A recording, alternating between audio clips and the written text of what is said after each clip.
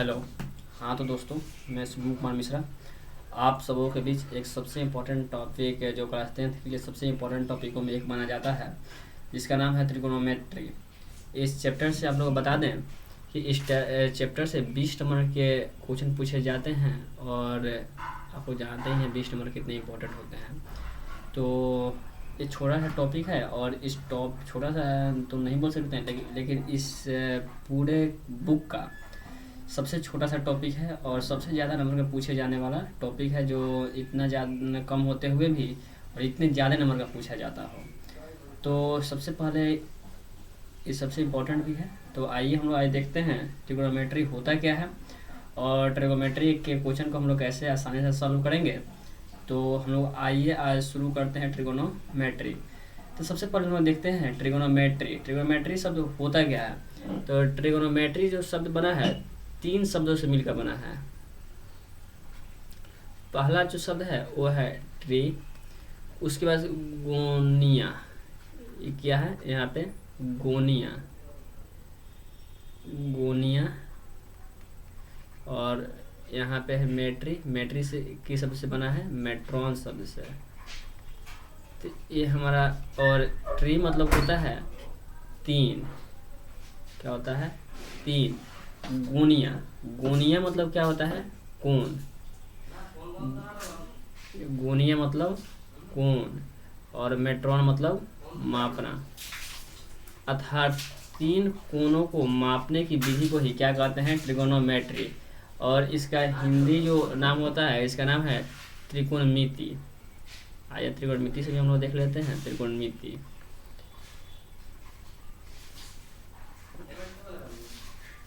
त्रिकोणमिति, तो त्रि मतलब क्या होता है 3, और कोण, कोण मतलब आप लोग जानते ही हैं कोण मतलब कोण होता है, और मिति का अर्थ होता है मापना।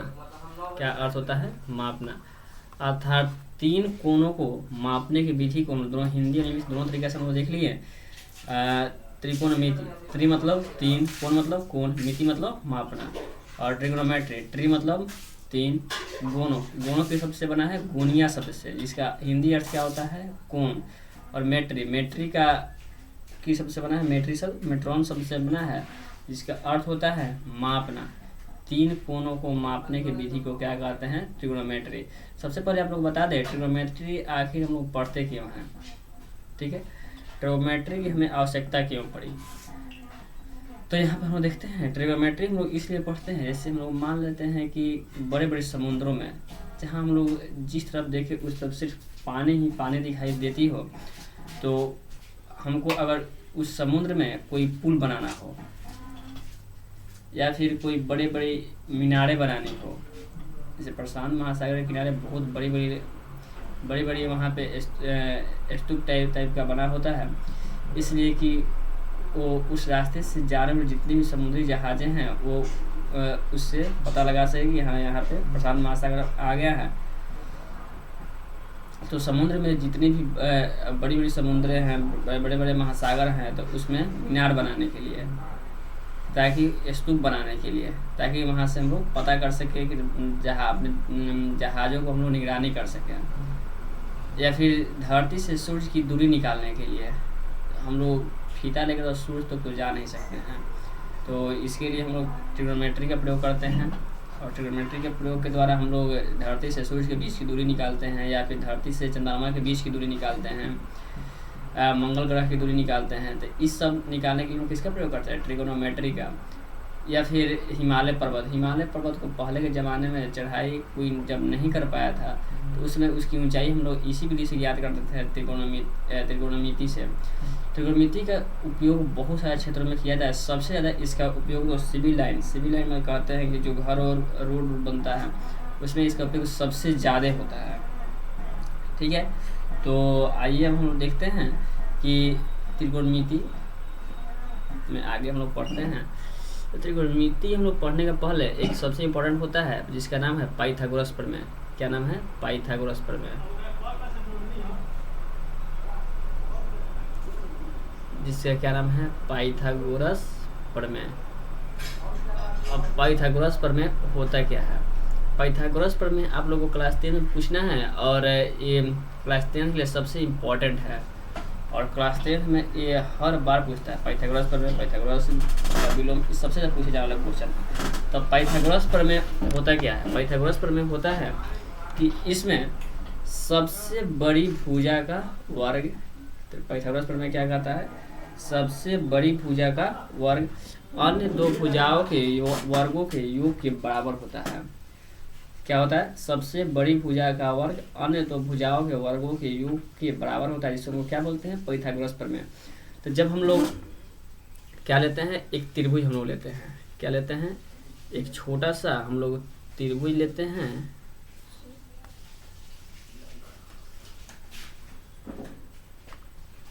एक हम लोग छोटा सा त्रिभुज लेते हैं यहाँ पे,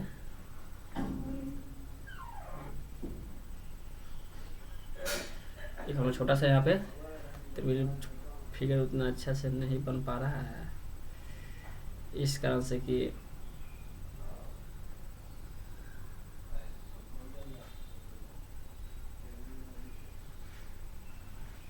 ठीक है। तो इसमें सबसे बड़ी भुजा यहाँ पे क्या हो जाती है? कर्ण। ठीक है।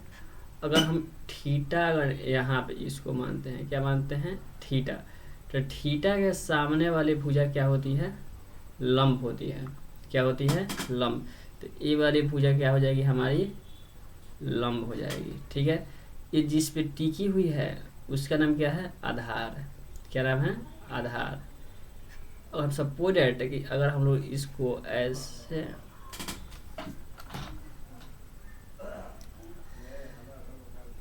अगर हम लोग इसको ऐसे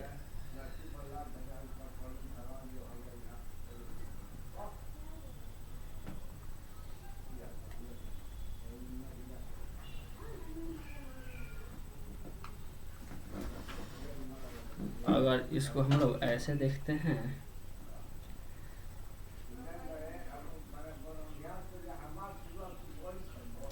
अगर थीटा, अगर हम इसको मानते हैं तो इसकी सामने की भुजा, थीटा के सामने की भुजा क्या हो जाएगी? लंब। ये जो इसको हम लोग आँख मान लेते हैं, अगर यहाँ से देखते हैं सामने की भुजा कौन सी है? लंब। और एक इस पे टीका है, जिस पे टीका है उसको हम लोग क्या बोलते हैं? आधार। और यहाँ पे सबसे बड़ी भुजा यहाँ पे क्या दिखाई दे रही है? कर्ण। ठीक है। तो यहाँ तक किसी को कोई डाउट? तो देखिए तो यहाँ फॉर्मूला अब क्या निकलता है।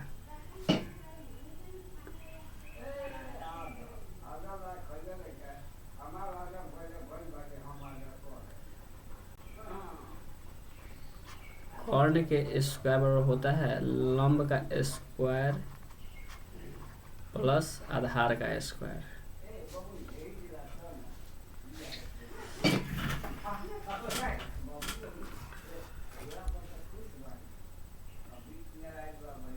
प्लस आधार का स्क्वायर। ठीक है। लंब का स्क्वायर प्लस आधार का स्क्वायर। अगर सपोज हमको कर्ण निकालना होगा तो हम लोग जानते हैं कि अगर इधर स्क्वायर है तो इधर जाएगा तो हमारा क्या हो जाएगा? रूट हो जाएगा। ठीक है। तो ये हो जाएगा लंब का स्क्वायर, क्या हो जाएगा? लंब का स्क्वायर प्लस आधार का स्क्वायर। ठीक है। अगर हम इसी बात को अगर ऐसे हम लोग लिखना चाहें, लिख सकते हैं क्या? लंब का स्क्वायर अगर निकालना होगा, लंब का स्क्वायर, तो इसको हम लोग ऐसे लिख सकते हैं, कर्ण का स्क्वायर माइनस, प्लस में इधर जाएगा तो माइनस में आधार का स्क्वायर। ठीक है। अगर हमको लंब लिखना होगा, क्या लिखना होगा? लंब।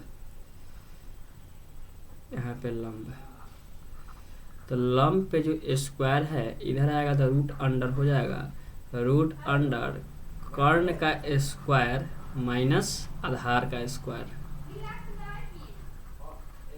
ठीक है। अगर हमको मान लेते हैं हमको निकालना होगा आधार, तो सबसे पहले हम लिख सकते हैं इसको, आधार का स्क्वायर बराबर लिख सकते हैं कर्ण का स्क्वायर माइनस लंब का स्क्वायर, माइनस लंब का स्क्वायर। अगर हम सिर्फ और सिर्फ आधार निकालते हैं तो आधार को हम लोग लिख सकते हैं आधार बराबर रूट अंडर कर्ण का स्क्वायर माइनस लंब का स्क्वायर। तो ये जितना भी फॉर्मूला है तो आप लोगों को याद करना है, इसको 3 नंबर, इसको 2 नंबर और यहाँ पे जो है यहाँ पे 1 नंबर करके इसको नोट कर लीजिए। और इतने आपको फार्मूला आप लोग को याद करना होगा, जहाँ जहाँ हम लोग टिक मारते हैं इतना फार्मूला आप लोग को याद करना पड़ेगा। और इस फार्मूले का उपयोग हम लोग बार बार करेंगे। और जितने लोग इस फार्मूला को अच्छे से समझ नहीं पाएंगे उसके लिए बहुत दिक्कत का सामना करना पड़ेगा, उसको बहुत ही कठिनाइयों का सामना करना पड़ेगा। तो इसमें हम लोग जो भी चीज़ बताए हुए हैं इतना आप लोग अच्छी तरीक़े से इसको याद कर लीजिए और इसको अच्छे से समझिए, और इसको याद करना एकदम नेसेसरी है। ठीक है, तो हम लोग आइए हम लोग देखते हैं फार्मूला। सबसे पहले फार्मूला का हम लोग उपयोग करते हैं। तो फार्मूला आप लोगों को लिखना पड़ेगा, फार्मूला आप लोगों को याद करना पड़ेगा। अब कुछ त्रिकोणमिति निष्पत्तियाँ होती है, क्या होती है? त्रिकोणमिति निष्पत्तियाँ, जिसे हम लोग क्या बोलते हैं? त्रिकोणमिति निष्पत्तियाँ, त्रिकोणमिति निष्पत्तियाँ। ठीक है, अब हम लोग इसको निकालेंगे तो सबसे पहले हम लोग एक त्रिभुज लेते हैं। त्रिभुज ठीक से बने नहीं पा रहा,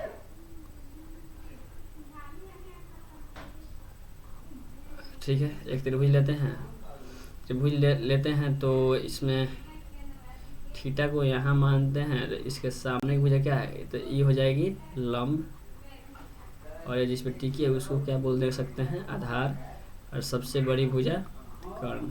तो हम लोग फार्मूला निकालते हैं। तो अब फार्मूला के लिए हम एक छोटा सा ट्रिक आपको बता रहे हैं।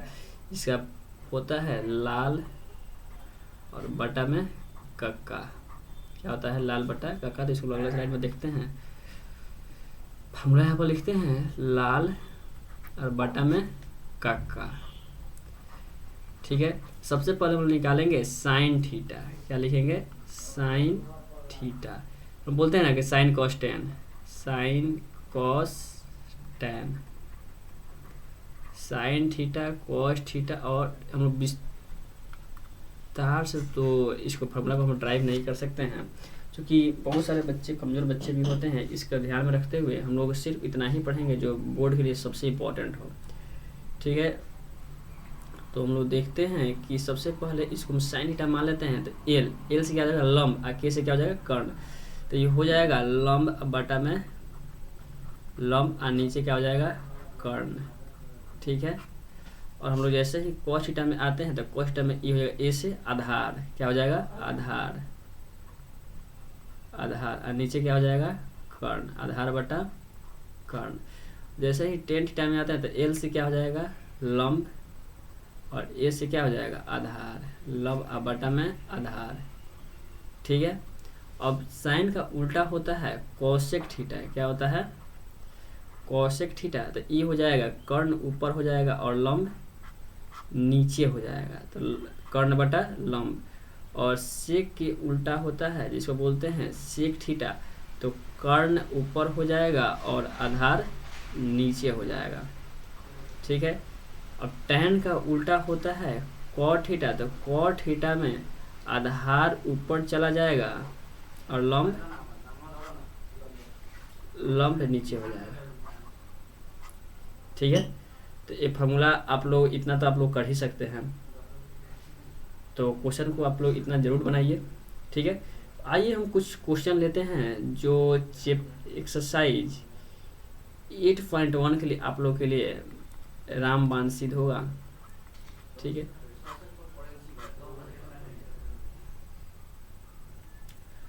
एक हम लोग क्वेश्चन लेते हैं कि मान लेते हैं कि एक त्रिभुज है,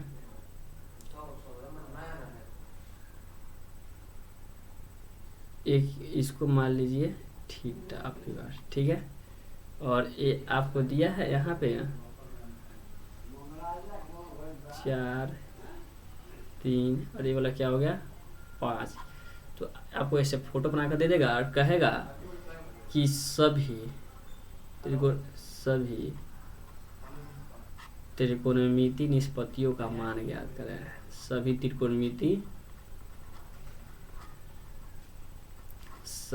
त्रिकोणमिति निष्पत्तियों का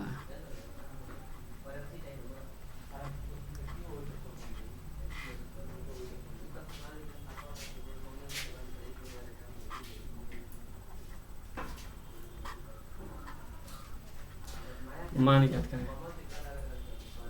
तो सबसे पहले हम निकालेंगे साइन थीटा। क्या निकालेंगे? साइन थीटा का फॉर्मूला क्या होता है? लंब बटा में कर्ण। फार्मूला बार बार लिखेंगे, क्यों? फार्मूला बार बार लिखने से याद हो जाता है। तो इसमें थीटा के सामने वाली भुजा कौन सी है? लंब होती है। थीटा के सामने भुजा क्या होती है? लंब। लंब कितना है? 4 है। 4 यहाँ पे लिख देंगे। और कर्ण कितना है? 5। सबसे बड़ी भुजा क्या होती है? कर्ण होती है। उसके बाद निकालेंगे cos थीटा। तो cos थीटा का फॉर्मूला क्या होता है? आधार बटा कर्ण। सबसे पहले हम आधार जो देखेंगे, आधार कितनी है? आँख किस पे टिका है? 3 पे। थीटा किस पे टिका है? 3 पे और 5। उसके बाद क्या निकालेंगे? tan theta. क्या निकालेंगे? tan theta. एक सेकंड, दिखाई नहीं देगा तो हम लोग बगल में लिखते हैं, यहाँ पे लिखते हैं tan थीटा। tan थीटा क्या होता है? लंब और नीचे आधार। तो लंब कितना है? लंब हमारा है 4 और आधार कितना है? 3। अब हम इसी का उल्टा लिखते हैं, और इसका उल्टा आप लोग जानते हैं क्या होता है? साइन का उल्टा कोसेक थीटा। क्या होता है? Cosec theta. तो ये नीचे वाला ऊपर और ऊपर वाला नीचे हो जाता है। कोस का उल्टा क्या होता है? Sec theta. सेक थीटा क्या हो जाएगा? 5 ऊपर और 3 नीचे। tan का उल्टा क्या होता है? Cot theta. फॉर्मूला में आप लोग देख सकते हैं, कॉट थीटा। तो 3 ऊपर और 4 नीचे। यहाँ पे मैंने फार्मूला नहीं लिखा, लेकिन आप लोगों को बार बार फार्मूला लिखना है। क्या लिखना है? बार बार फार्मूला को लिखना है, ताकि आपके जेहन में बैठ जाए कि आखिर ये होता कैसे है। ठीक है? तो इस क्वेश्चन को आप जितना ज़्यादा बनाइएगा, जितना ज़्यादा अभ्यास कीजिएगा, आपके दिमाग में उतना ही अच्छा से ये सब क्वेश्चन क्या हो जाएंगे? सेट हो जाएंगे। ठीक है? तो आइए हम अगला क्वेश्चन देखते हैं। एक क्वेश्चन इस तरीक़ा से है। ठीक है? इसमें भी सभी त्रिकोणमितीय निष्पत्तियों का मान ज्ञात करना है। तो थीटा आपको बार यहाँ पे दिया है, और यहाँ पे दिया है आपको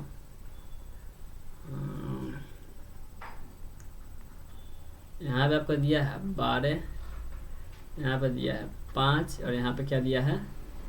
13। ठीक है? तो आपको कहा है सभी त्रिकोणमितीय निष्पत्तियों का मान ज्ञात कीजिए। तो सबसे पहले हम लोग क्या निकालते हैं? Sine theta. क्या निकालेंगे? Sine theta. तो साइन थीटा में होता है लंब बटा में कर्ण। तो यहाँ पे हम लोग को लंब कौन सा दिखा? थीटा के सामने वाली भुजा कौन सी है? 12। बहुत सारे लोग यहीं पे मिस्टेक करते हैं। और कर्ण कितना है? 13। और हम निकालेंगे कोसेक थीटा। क्या निकालेंगे? Cosec theta. क्या होता है? कर्ण बटा में लंब होता है। तो हमारा कर्ण कितना है? 13। नीचे क्या हो जाएगा? 12। अब यहाँ पे निकालते हैं हम लोग कोस थीटा। क्या निकालेंगे? Cos theta. आधार बटा में कर्ण। तो आँख हमारा किस पे टिका है? देखिए यहाँ पे आँख किस पे टिका है? 5 पे। 5 और बटा में 13। अब से कौसे का उल्टा क्या होता है? Sec theta. सेक थीटा में कर्ण ऊपर चला जाएगा और आधार कहाँ आएगा?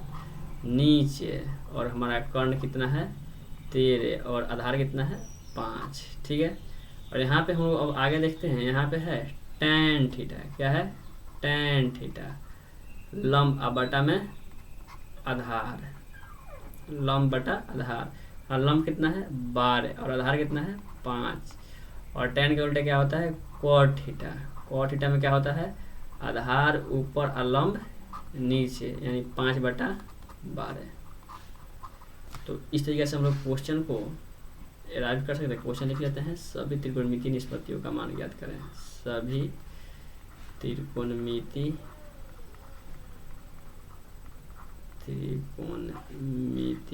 निष्पत्तियों का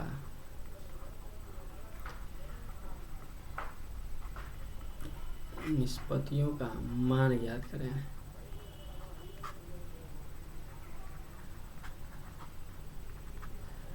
इस तरीके से हम लोग इसको बना सकते हैं, ठीक है। तो आइए हम लोग आगे देखते हैं। अब क्वेश्चन ऐसे नहीं देगा, क्वेश्चन आप लोग को ऐसे भी दे सकता है। क्वेश्चन दे दिया ऐसे, ठीक है। थीटा का वैल्यू यहीं पर देगा और यहाँ पर लिखेगा 5, यहाँ पर लिखेगा 12। अब यहाँ पे कुछ दिया नहीं है, तो हम लोग जानते हैं इसमें क्या नहीं दिया है।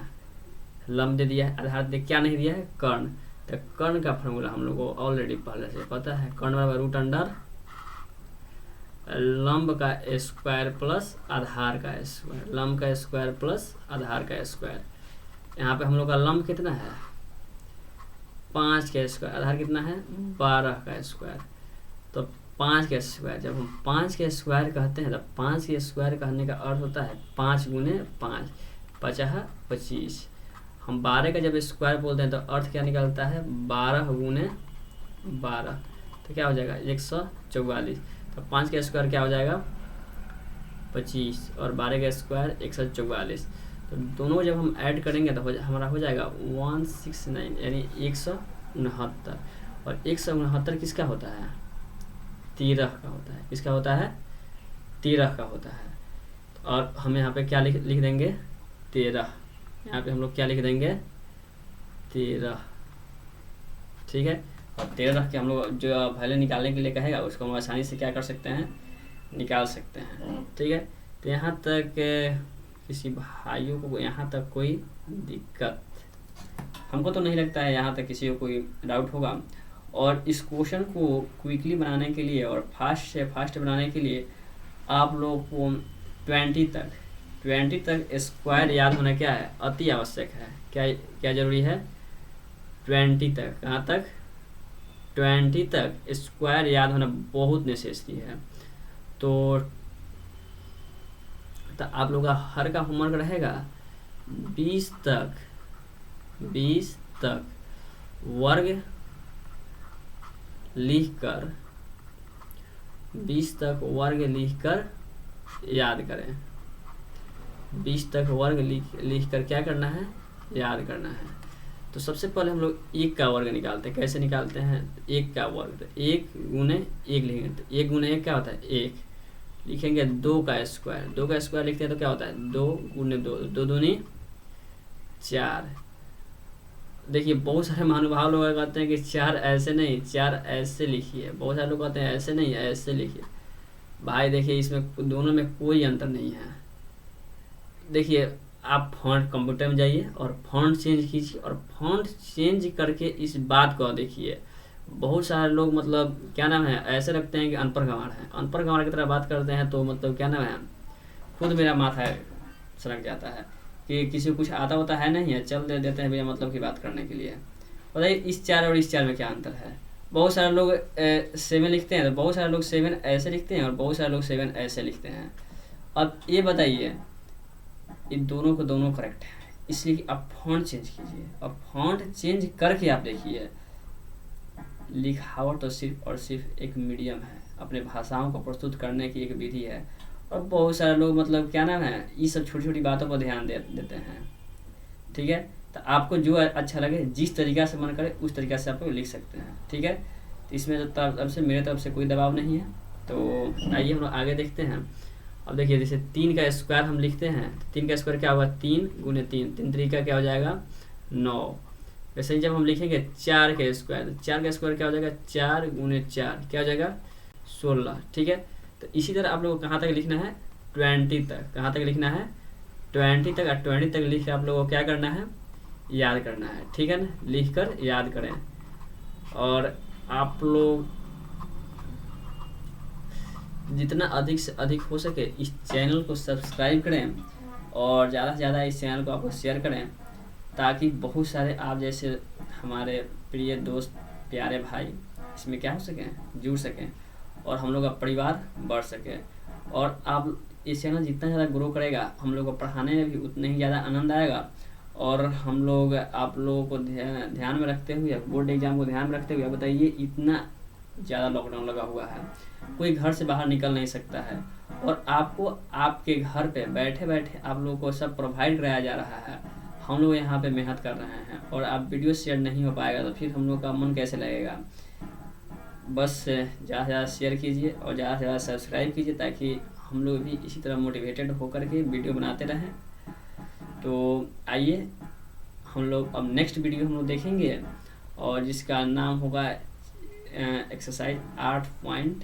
तो हम लोग 8.1 आज से स्टार्ट करेंगे और हम लोग प्रतिदिन एक एक्सरसाइज ख़त्म करेंगे। एक्सरसाइज 8.1 एक दिन, अगले दिन 8.2, ऐसे लाइन बाई लाइन हम लोग ख़त्म करेंगे और लाइन बाई लाइन क्वेश्चन हम लोग करेंगे ताकि कोई भी ऐसा क्वेश्चन ना हो जिस क्वेश्चन को हम लोग ना किए हो और क्वेश्चन हम लोग का छूट जाए। तो मिलते हैं फिर नेक्स्ट वीडियो में, तब तक के लिए बने रहिए और अपने घर पे सुरक्षित रहिए। तो मिलते हैं फिर नेक्स्ट वीडियो में, तब तक के लिए बाय बाय।